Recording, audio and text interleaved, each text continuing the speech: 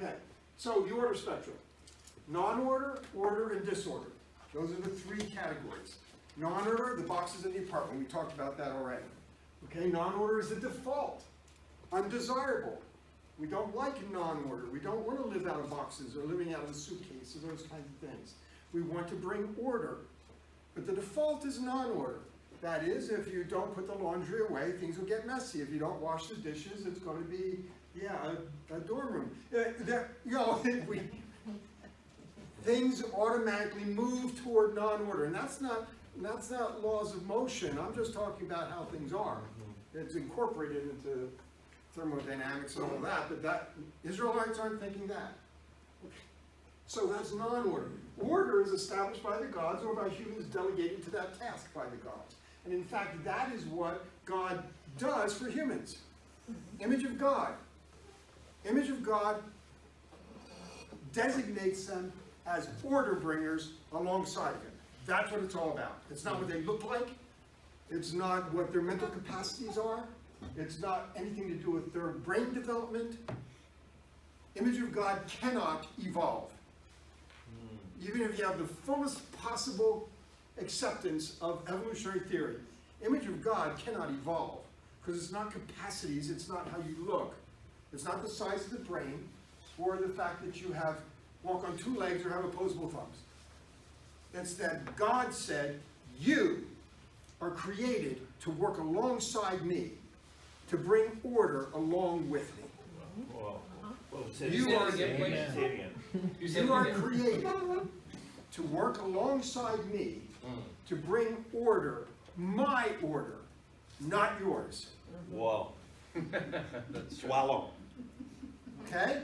So, and you can read this right there in Genesis 1. Created in the image of God, and what happens then? Subdue and rule. Order bringing activities. Okay? That's going to be important as we go on tonight if we can get through what we get through. Okay? So order is established by the gods or to humans delegated. Order cannot be sustained independently of active agency. That's why we talk about continuing creation. Creation is not a one-time shot. It's not a one-off.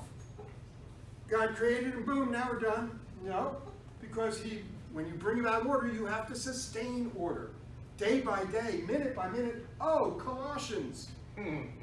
Right? Colossians 1. In Christ, all things are cohering, sustaining.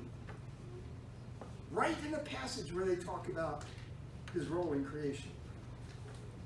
Okay? So this is non-order and order. Now, disorder is what happens when someone disrupts the order that someone else is trying to establish. Okay? So, your boxes are not disorder. Your boxes are non-order. Then you try to order things.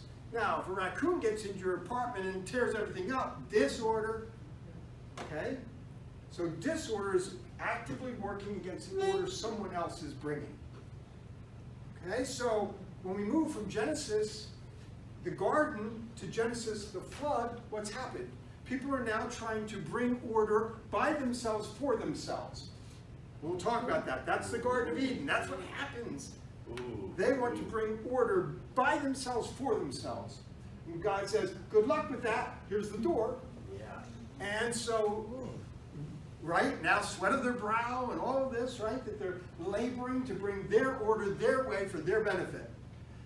And you track through Cain and Abel, murder, Lamech, boasting of his violence. And you finally end up at the flood, where before you get water everywhere, you get violence everywhere, which is the opposite of order.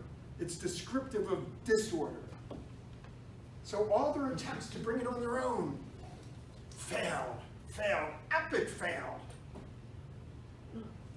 Okay? Penalty for disorder is non-order. What does God do in response at the flood? All the violence, the disorder, God meets it with return of non-order, the waters cover.